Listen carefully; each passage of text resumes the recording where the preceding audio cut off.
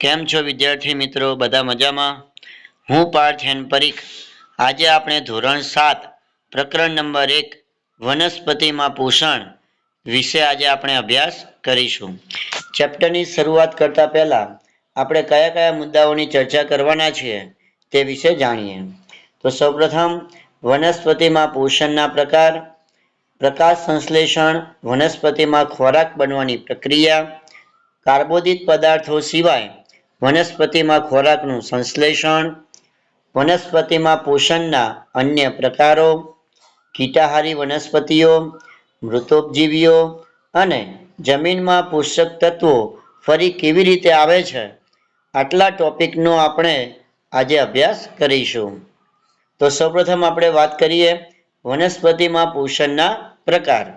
તો વનસ્પતિ એકમાત્ર સજીવ છે જે પોતાનો ખોરાક જાતે બનાવે છે. મિત્રો ધ્યાન રાખજો કે વનસ્પતિ જે છે એ પોતાનો ખોરાક જાતે જ બનાવે છે. હવે વાત કરીએ પોષણ. તો કે પોષણ એટલે શું? તો કે સજીવો દ્વારા ખોરાક ગ્રહણ કરવાની અને શરીર દ્વારા તેને ઉપયોગમાં લેવાની પ્રક્રિયાને આપણે શું કહીશું મિત્રો? પોષણ તરીકે ઓળખવામાં આવે છે.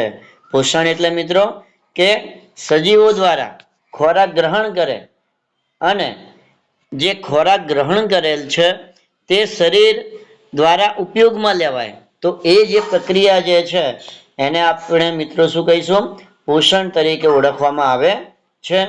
બીજું આપણે વાત કરી કે વનસ્પતિ પોતાનો ખોરાક જાતે બનાવે, પણ એ કઈ પ્રક્રિયાથી બનાવે છે?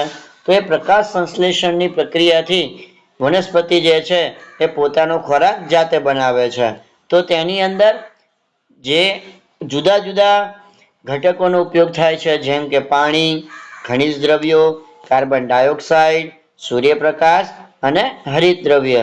તો આ વિશે આપણે પાછળથી આનો આપણે વિસ્તારથી આપણે અભ્યાસ કરીશું. ચલો આગળ વધીએ મિત્રો. તો સૌપ્રથમ કે પોષણના પ્રકારો કયા કયા છે? તો આપણે વાત કરીએ પોષણના બે પ્રકાર પડે છે, સ્વાવલંબી પોષણ અને પરાવલંબી પોષણ.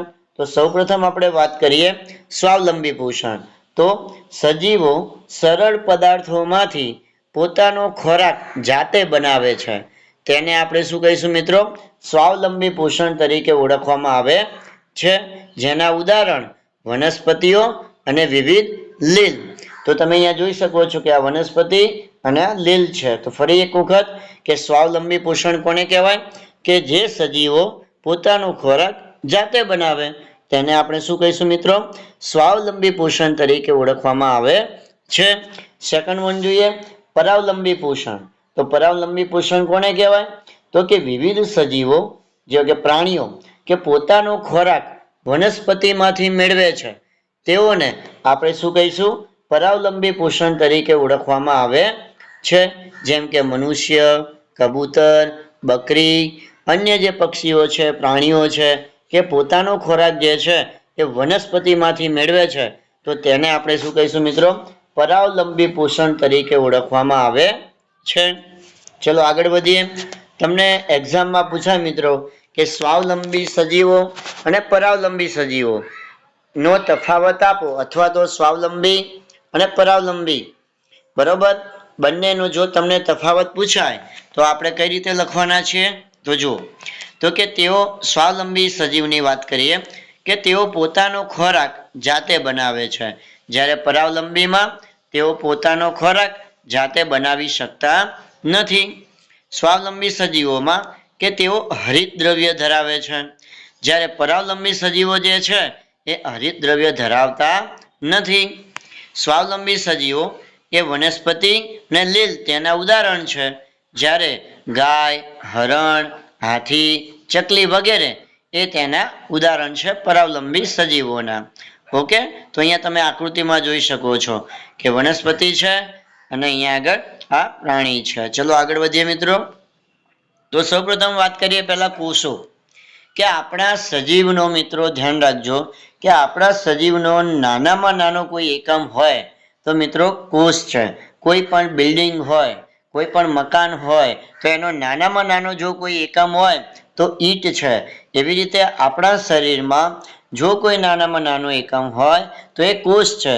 કોષ દ્વારા અંગો બને છે અને અંગોથી શરીર બને છે. તો આવા આપણે કોષો વિશેની માહિતી મેળવીએ. તો સૌપ્રથમ વાત કરીએ કોષ કોને કહેવાય. તો કે સજીવ શરીર ખૂબ જ નાના એકમોનું બનેલું છે, જેને આપણે શું કહીએ છીએ મિત્રો? કોષ તરીકે ઓળખવામાં આવે છે. કોષો માત્ર સૂક્ષ્મદર્શક યંત્ર એટલે કે માઇક્રોસ્કોપમાં આપણે જોઈ શકીએ છીએ. કેટલાક સૂક્ષ્મજીવો માત્ર એક જ કોષના બનેલા હોય તો એવા કોષોને આપણે મિત્રો શું કહીશું? એક કોષી સજીવ તરીકે ઓળખવામાં આવે છે. એવા કયા ઉદાહરણ છે? તો ઈસ્ટ, ફૂગ, બેક્ટેરિયા, નોસ્ટોક્લિલ આવા વગેરે ઉદાહરણ એ એક કોષી સજીવના છે. હવે જોઈએ મિત્રો બહુકોષી સજીવ. તો કે જ્યારે કેટલાક સજીવો એક કરતાં વધુ કોષોના બનેલા હોય તો તેમને બહુકોષી સજીવો તરીકે ઓળખવામાં આવે છે. જેમ કે ઉદાહરણ મનુષ્ય, કાગડો, લીમડો કે વાઘ કે અન્ય પ્રાણીઓ જે છે એ બહુકોષી સજીવોમાં આવે છે. તો કોષના બે પ્રકાર પડે છે, એકકોષી અને બહુકોષી. હવે આપણે વાત કરીએ કોષમાં રહેલા, કોષની ફરતે રહેલા કોષરસ પટલની વાત કરીએ મિત્રો. તો કોષરસ પટલ કોને કહેવાય? કે કોષ પાતળા આવરણથી આવૃત હોય છે, જેને આપણે મિત્રો શું કહીએ છીએ? કોષરસ પટલ તરીકે ઓળખવામાં આવે છે. અહીંયા આકૃતિમાં તમે જોઈ શકો છો, અહીંયા એક આ નાનો કોષ છે, બરોબર. તો આ કોષને જે છે એની તમને અહીંયા જે દિવાલ દેખાય છે, આ જે પટલ તમને જે દેખાય છે અહીંયા તમે જોઈ શકો કોષરસ પટલ, બરોબર. તો એને આપણે શું કહીશું? કોષરસ પટલ તરીકે ઓળખવામાં આવે છે. બીજું જોઈએ કોષ કેન્દ્ર. તો કે દરેક કોષના મધ્યમાં ઘટ અને ગોળ રચના આવેલી હોય છે, જેને આપણે મિત્રો શું કહીશું? કોષ કેન્દ્ર તરીકે ઓળખવામાં આવે છે. તો અહીંયા આગળ જો આકૃતિમાં કોષ કેન્દ્ર એ તમને અહીંયા જોવા મળે છે. બીજું જોઈએ કોષ રસ. તો કે કોષ કેન્દ્રની આસપાસ જેલી દ્રવ્ય આવેલું હોય છે, જેને આપણે મિત્રો શું કહીએ છીએ? કોષ રસ તરીકે ઓળખવામાં આવે છે. તો અહીંયા આગળ જો આકૃતિમાં કોષ રસ કે આ કોષ કેન્દ્રની આજુબાજુ જે દ્રવ્ય રહેલું છે એને આપણે મિત્રો શું કહીશું? કોષ રસ તરીકે ઓળખવામાં આવે છે. તો કોષના ટોટલ 3 ભાગ પડે છે, કોષરસ પટલ, કોષ કેન્દ્ર અને કોષ રસ. ઓકે, આગળ વધીએ મિત્રો. તો કે હવે વનસ્પતિ જે પોતાનો ખોરાક જે પ્રક્રિયાથી બનાવે છે એને આપણે પ્રકાશ સંશ્લેષણ પ્રક્રિયા તરીકે ઓળખવામાં આવે છે. તો હવે આપણે પ્રકાશ સંશ્લેષણ વિશે સમજીએ મિત્રો. તો સૌપ્રથમ કે પ્રકાશ સંશ્લેષણ પ્રક્રિયા જે છે એ વનસ્પતિના કયા ભાગમાં થાય છે? તો સૌપ્રથમ વાત કરીએ આપણે કે પર્ણો એ વનસ્પતિનું રસોડું છે. પર્ણો શું છે? એ વનસ્પતિનું રસોડું છે. બીજું કે જમીનમાં રહેલ પાણી અને ખનિજ તત્વોનું મૂળ દ્વારા શોષણ થાય છે. કે આપણે કોઈ પણ છોડને જો પાણી આપીએ કે ખનિજ તત્વો આપીએ તો એ શેના દ્વારા શોષણ કરે છે? મૂળ દ્વારા શોષણ કરે છે. જલવાહક પેશી દ્વારા પાણી અને ખનિજ તત્વોનું વહન એ પર્ણ સુધી થાય છે.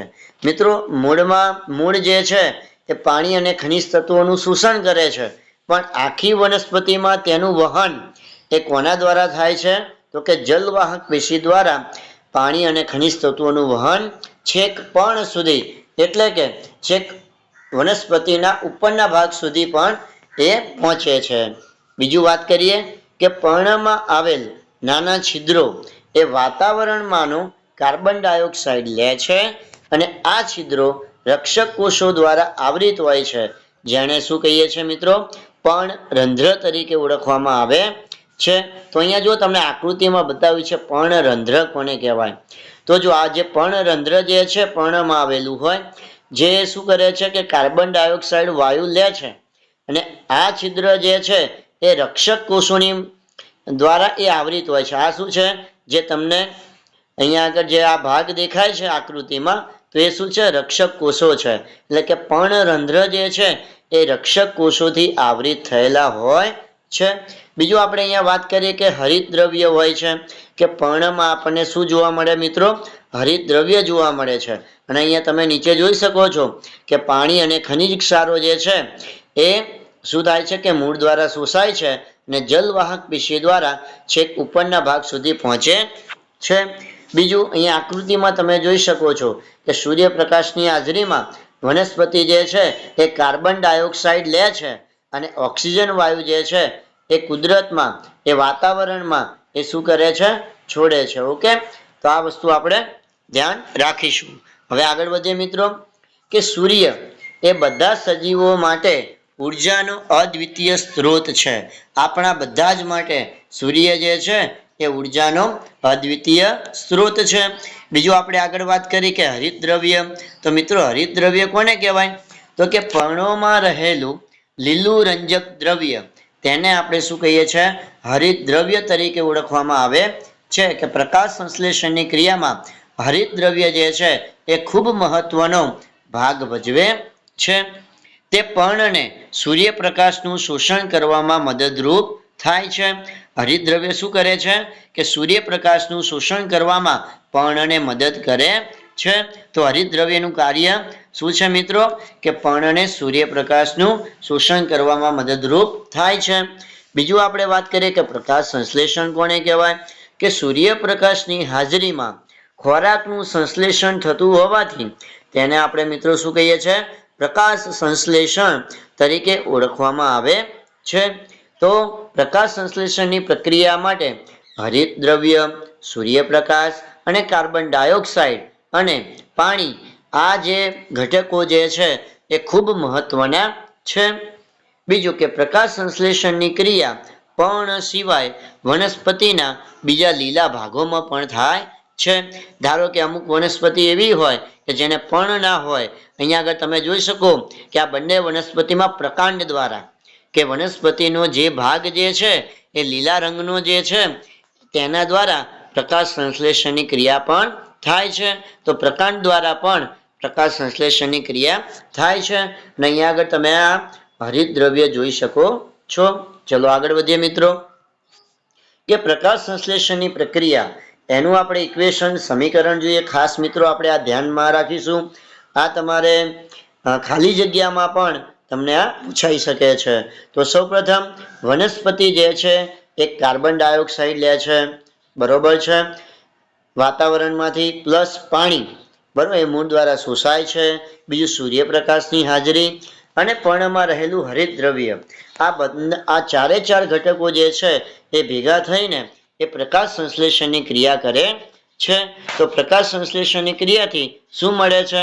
તો કે કાર્બોદિત પદાર્થો મળે છે. શું મળે છે?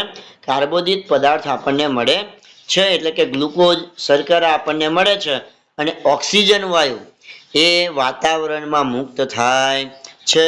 તો ધ્યાન રાખજો મિત્રો કે આપણા સજીવો માટે પ્રાણવાયુ એવો ઓક્સિજન જે છે એ પણ પ્રકાશ સંશ્લેષણની ક્રિયાની મદદથી એ વાતાવરણમાં વનસ્પતિ દ્વારા એ મુક્ત થાય છે.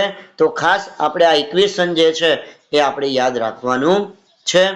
ઓકે, તો આગળ વધીએ કે પ્રક્રિયા દરમિયાન ઓક્સિજન મુક્ત થાય છે. બીજું કે પર્ણમાં સ્ટાર્ચની હાજરી એ પ્રકાશ સંશ્લેષણની પ્રક્રિયા સૂચવે છે મિત્રો. કે પર્ણમાં શું હોય છે? સ્ટાર્ચની હાજરી છે એ પ્રકાશ સંશ્લેષણની પ્રક્રિયા સૂચવે છે. અને સ્ટાર્ચ એ કાર્બોદિત પદાર્થ છે. સ્ટાર્ચ શું છે મિત્રો? એ કાર્બોદિત પદાર્થ છે. અહીંયા આગળ જો વનસ્પતિ આપેલી છે. હવે અહીંયા સૂર્યપ્રકાશની મદદથી પર્ણ ઉપર જે હરિતદ્રવ્યની મદદથી સૂર્યપ્રકાશનું શોષણ થાય છે, પ્લસ વાતાવરણમાંનું કાર્બન ડાયોક્સાઇડ અને મૂળ દ્વારા શોષાયેલું જે પાણી જે છે, અને બીજું પર્ણમાં રહેલું હરિતદ્રવ્ય. તો હરિતદ્રવ્ય આ બધા જ ઘટકો જે છે એ પ્રકાશ સંશ્લેષણ ની ક્રિયામાં એ પોતે ભાગ ભજવે છે. અને શું મળે છે? ગ્લુકોઝ, શર્કરા પ્લસ ઓક્સિજન વાયુ જે છે એ મુક્ત થાય છે. તો આ પ્રકાશ સંશ્લેષણની ક્રિયા જે છે એ પર્ણરંધ્રમાં થાય. અહીંયા તમે જોઈ શકો છો. ને પર્ણરંધ્રની આજુબાજુ શું ગોઠવાયેલું છે? રક્ષક કોષો જે છે એનું શું થાય છે? એને આવૃત કરે છે. ઓકે, આગળ વધીએ મિત્રો કે પ્રવૃત્તિ 1.1, આ તમે ઘરે પણ આ પ્રકાશ સંશ્લેષણની પ્રક્રિયા માટે સૂર્યપ્રકાશ જરૂરી છે. આ પ્રવૃત્તિ તમે તમારા ઘરે પણ કરી શકો છો. તો આવો મિત્રો જોઈએ કે સાધન સામગ્રી કઈ જોશે. તો કે કુંડામાં ઉગાડેલા એક સરખા 2 છોડ લેવાના છે. અને બીજું આયોડિનનું દ્રાવણ. પદ્ધતિ કઈ રીતે આપણે કરીશું, બરોબર? આ પ્રક્રિયા કઈ રીતે કરીશું જોઈએ તો સૌપ્રથમ કુંડામાં ઉગાડેલા બે સરખા છોડ લો.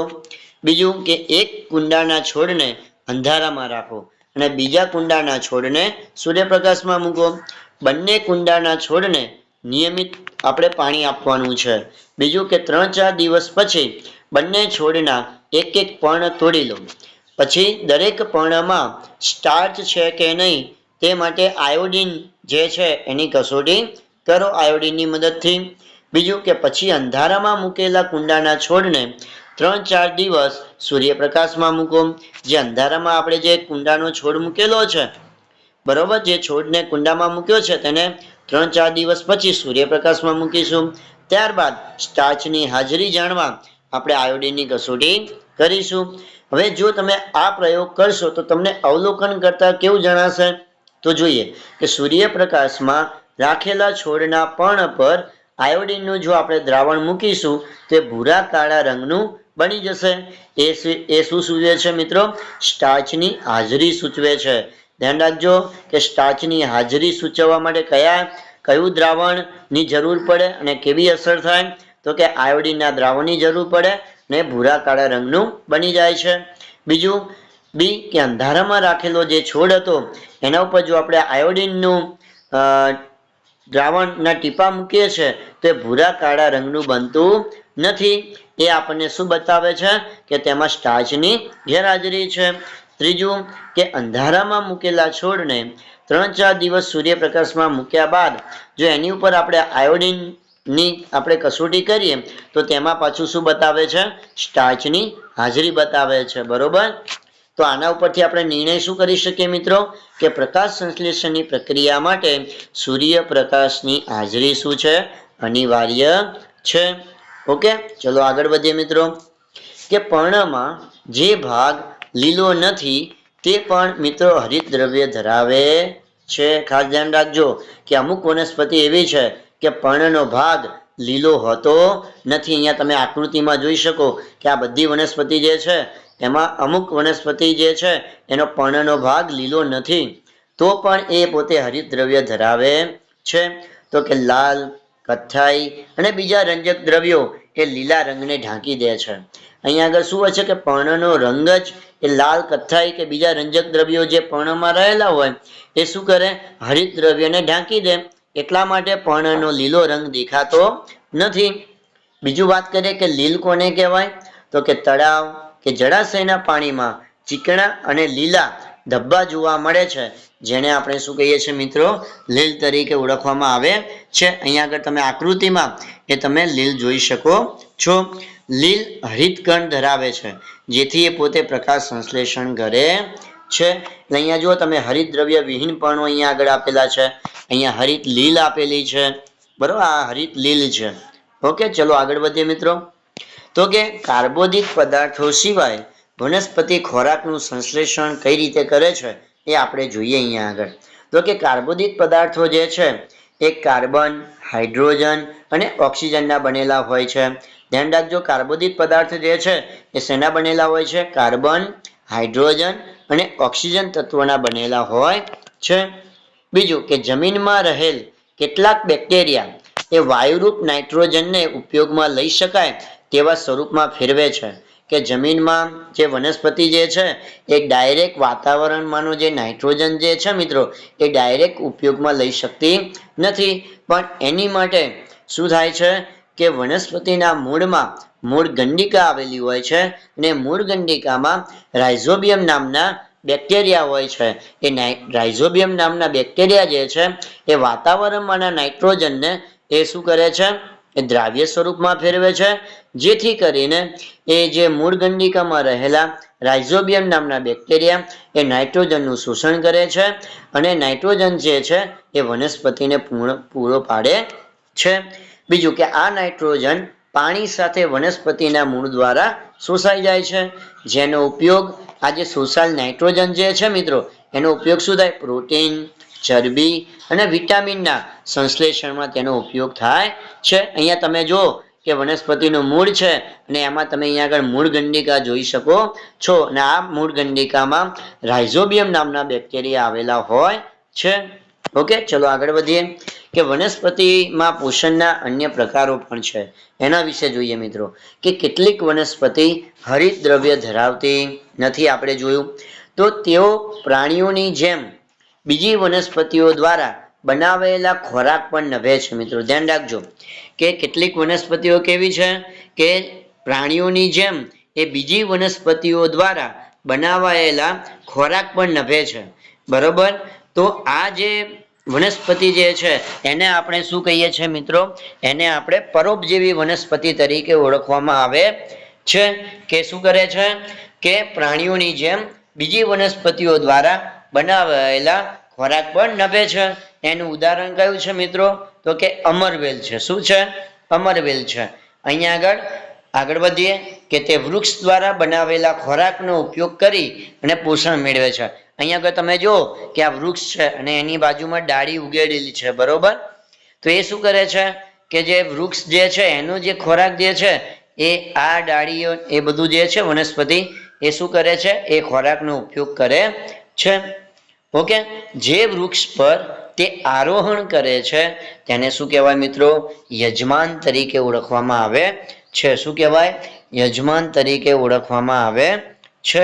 તો કે અમરવેલ પોષણ યજમાન વનસ્પતિ પાસેથી પોષણ મેળવે છે, તેથી તેને આપણે પરોપજીવી કહેવાય. ધ્યાન રાખજો, અમરવેલ જે છે એ પોષણ યજમાન વનસ્પતિ પાસેથી મેળવે છે તેને આપણે શું કહીશું? પરોપજીવી વનસ્પતિ તરીકે ઓળખવામાં આવે છે. અહીંયા આગળ મિત્રો તમે જોઈ શકો કે પીળા કલરની અમરવેલ કેવી હોય કે કોઈ વૃક્ષ ઉપર એક પીળા કલરની દોરી જેવી વનસ્પતિ હોય છે જે શું કરે? વૃક્ષ ઉપર વીંટળાઈ જાય છે. બરોબર, અને એ શું કરે છે? એ જે તે વૃક્ષ ઉપર વીંટળાય છે અને તેની પાસેથી જ એ પોતે શું કરે છે? પોષણ મેળવે છે. તો એવી વનસ્પતિને આપણે શું કહીએ છીએ? પરોપજીવી વનસ્પતિ તરીકે ઓળખવામાં આવે છે. ચલો આગળ વધીએ મિત્રો તો કે કીટાહારી વનસ્પતિઓ. તો કે કીટાહારી વનસ્પતિ કોને કહીશું મિત્રો?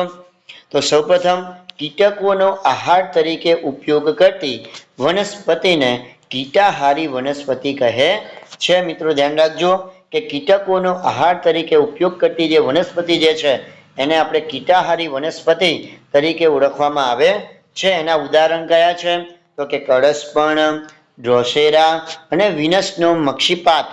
બરોબર, એ જે છે એ કીટકોનો ઉપયોગ કરીને કીટકોનો આહાર તરીકે ઉપયોગ કરીને એ પોતાનું પોષણ મેળવે છે. હવે કળશપર્ણમાં કળશ જેવી રચનામાં પાચક ઉત્સેચકોના સ્ત્રાવથી કીટકોનું પાચન થાય છે અને પાચન બાદ પોષક તત્વો જે છે એ શોષાય છે. હવે અહીંયા તમે આકૃતિમાં મિત્રો જોઈ શકો છો કે આ કળશપર્ણ છે. હવે કળશપર્ણની અંદર તમે અહીંયા એનું ઢાંકણ પણ તમે જોઈ શકો છો. આ કળશપર્ણ કેવું હોય છે? કુંજા જેવી રચના હોય છે, એટલે કે જગ જેવી રચના હોય છે. ધારો કે કોઈ એક કીટક અહીંયા કળશપર્ણ ઉપર આવીને બેસે છે તો તરત જ આ જે ઢાંકણ જે છે એ બંધ થઈ જાય છે અને બંધ થઈ જાય એટલે કીટક જે છે એ એની અંદર ફસાઈ જાય છે અને પછી શું થાય છે? કળશપર્ણ એ પાચક ઉત્સેચકોનો સ્ત્રાવ કરે છે અને પાચક ઉત્સેચકોનો સ્ત્રાવ કરીને એ પોતે આ જે કીટક જે છે એનું શું કરે છે? પાચન કરે છે અને ત્યારબાદ તેના પોષક તત્વો જે છે શોષાય છે. અહીંયા આગળ જો તમે સરસ કળશપર્ણની તમે આકૃતિ જોઈ શકો છો. બીજું અહીંયા આગળ તમે જોઈ શકો છો ડ્રોસેરા. બીજું અહીંયા આગળ જોઈ શકો છો વિનસનો મક્ષીપાત. આ બધા કેવા છે? કીટાહારી વનસ્પતિ છે. ચલો આગળ વધીએ મિત્રો કે મૃતોપજીવીઓ. તો કે બ્રેડના ટુકડાને ભેજવાળી અને હુંફાળી જગ્યાએ રાખતા તેની સપાટી ઉપર રૂ જેવા તાતણા જોવા મળશે તો આ સજીવોને આપણે શું કહીએ છીએ મિત્રો? ફૂગ તરીકે ઓળખવામાં આવે છે. તે પોતે હરિતદ્રવ્ય ધરાવતી નથી. જે ફૂગ જે છે એ હરિતદ્રવ્ય ધરાવતી નથી, જેને આપણે શું કહીએ છીએ? મૃતોપજીવી વનસ્પતિનું ઉદાહરણ છે. અહીંયા જોઈએ આપણે અથાણા, ચામડાના જૂતા, પછી કપડાં, ફળો વગેરે વસ્તુઓ જે છે જે હૂંફાળી જગ્યાઓ પર જો તમે લાંબા સમયથી પડી હોય તો તેની ઉપર શું ઉગી જાય છે મિત્રો? ફૂગ ઉગે છે. ઉદાહરણ તરીકે મશરૂમ, બિલાડીનો ટોપ, બીજું મ્યુકર અને ઈસ્ટ એ એના ઉદાહરણ છે. ફૂગ જે છે એ મૃત અને સડી ગયેલ પદાર્થોમાંથી પોષણ મેળવે છે, જેને આપણે શું કહીશું મિત્રો? મૃતોપજીવી પોષણ તરીકે ઓળખવામાં આવે છે. મૃતોપજીવી પોષણની વ્યાખ્યા શું થશે? કે ફૂગ જે છે એ મૃત અને સડી ગયેલ પદાર્થોમાંથી પોતાનું પોષણ મેળવે છે, જેથી આપણે એને શું કહીશું? મૃતોપજીવી પોષણ તરીકે ઓળખવામાં આવે છે. બીજું કે જે સજીવો મૃતોપજીવી પોષણ પદ્ધતિ ધરાવે છે તેને આપણે શું કહીશું? મૃતોપજીવી તરીકે ઓળખવામાં આવે છે. અહીંયા આગળ તમે જુઓ કે અહીંયા બ્રેડ છે, બરોબર? આ જે બ્રેડ જે છે એ શું થાય કે 2-3 દિવસ તમે એને ભેજવાળી હવામાં કે એમને મૂકી રાખો તો અહીંયા આગળ બ્રેડ ઉપર તમને જે કાળા ધબ્બા જોવા મળે છે એ મિત્રો શું મળે છે? ફૂગ મળે છે. એ શું છે મિત્રો? ફૂગ છે, બરોબર? બીજું આગળ વધીએ તો કે અહીંયા તમે બિલાડીનો ટોપ જોઈ શકો છો. જુઓ તમે અહીંયા મશરૂમ, બિલાડીનો ટોપ એ તમે અહીંયા આગળ જોઈ શકો છો આકૃતિમાં. ચલો આગળ વધીએ મિત્રો. તો કે પ્રવૃત્તિ 1.2 તમે ઘરે પણ કરી શકો છો. ઓકે, તો કે વાસી બ્રેડ પર ફૂગની હાજરી તપાસવી.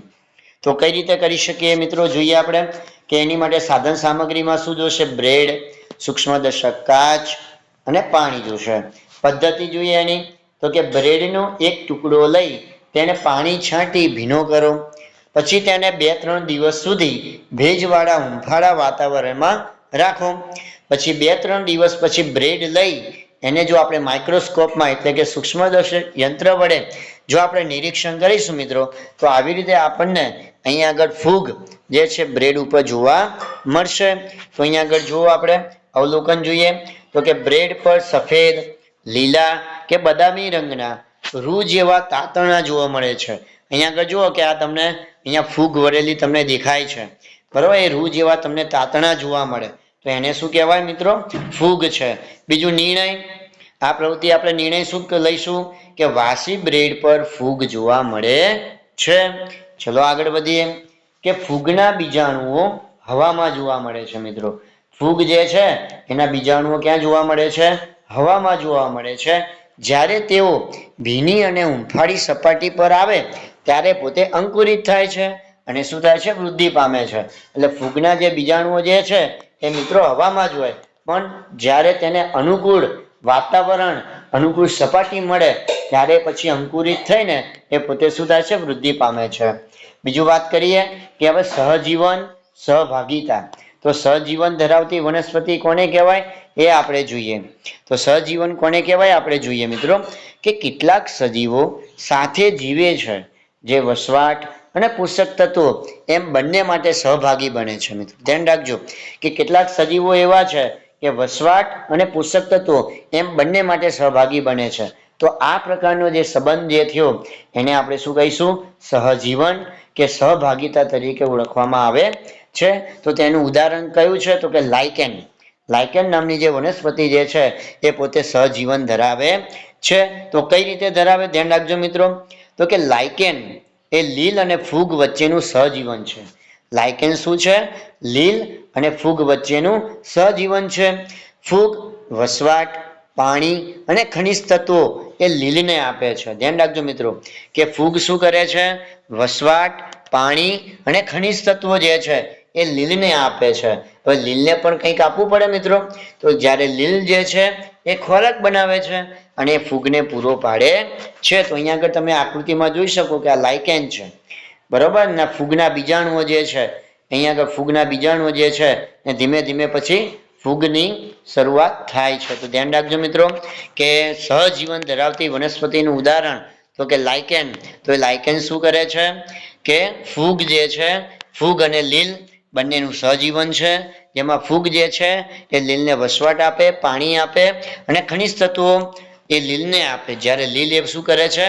એ એનામાં હરિતદ્રવ્ય હોવાથી એ ખોરાક બનાવે ને તે ફૂગને પૂરો પાડે છે અને આવી રીતે પોતાનું સહજીવન જીવે છે. ચલો આગળ વધીએ મિત્રો કે તફાવત આપો પરોપજીવી અને મૃતોપજીવી વનસ્પતિ.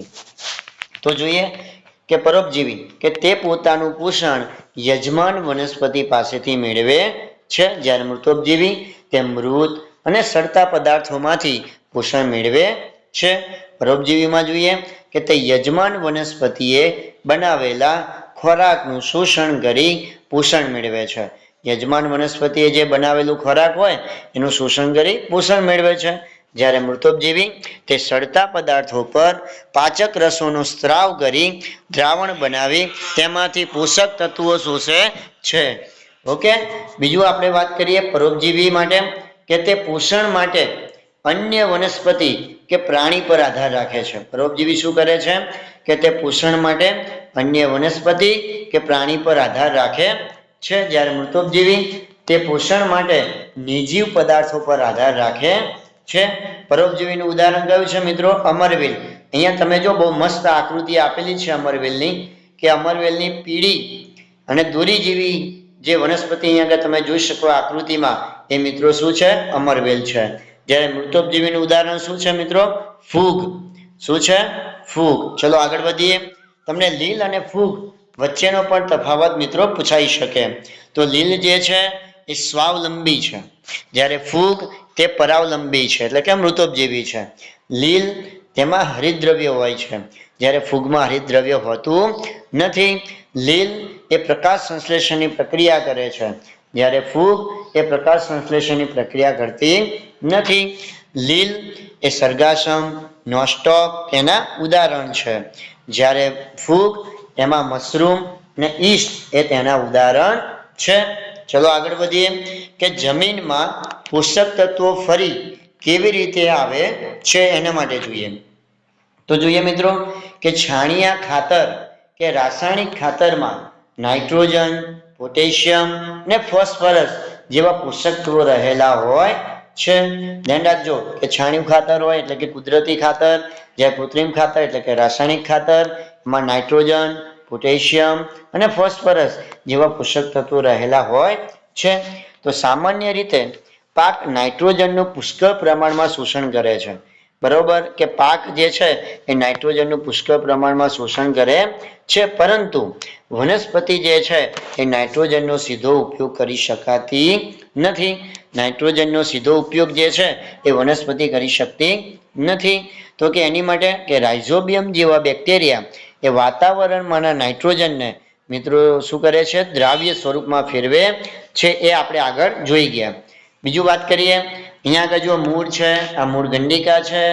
ઓકે, તો રાઇઝોબિયમ એ સિમ્મી કુંડની એટલે કે વટાણા, મગ, વાલ વગેરે એ વનસ્પતિના મૂળમાં વસવાટ કરે છે. રાઇઝોબિયમ ક્યાં વસવાટ કરે? તો કે વટાણા, મગ અને વાલ અને કઠોળ જેવા મૂળમાં એ પોતે વસવાટ કરે છે. એટલા માટે આપણે કહીએ છીએ કે જ્યારે આપણે ખેતરમાં જો આપણે પાક વાવીએ, ત્યારબાદ કોઈ એક પાક લીધા પછી આપણે કઠોળનું વાવેતર કરવું જોઈએ, જેથી આપણી જમીન જે છે એને પૂરતા પ્રમાણમાં નાઇટ્રોજન મળી રહે. રાઇઝોબિયમ બેક્ટેરિયા એ વનસ્પતિને નાઇટ્રોજન પૂરો પાડે છે, જ્યારે વનસ્પતિ બેક્ટેરિયાને શું કરે છે? ખોરાક અને વસવાટ પૂરો પાડે છે. મિત્રો ધ્યાન રાખજો. ઓકે, જમીનમાં કઠોળ વર્ગની વનસ્પતિ ઉગાડવામાં આવે તો તેમાં નાઇટ્રોજન યુક્ત ખાતરનો ઉપયોગ ઓછો કરવો પડે. જો તમે તમારા ખેતરમાં જો તમે કઠોળ તમે સમયાંતરે જો એની ખેતી કરો છો, તો પછી તમારે યુરિયા જેવું ખાતર જે છે એ તમારે ઓછું યુઝ કરવો પડે છે, તેનો ઓછો ઉપયોગ કરવો પડે છે. Okay, thank you.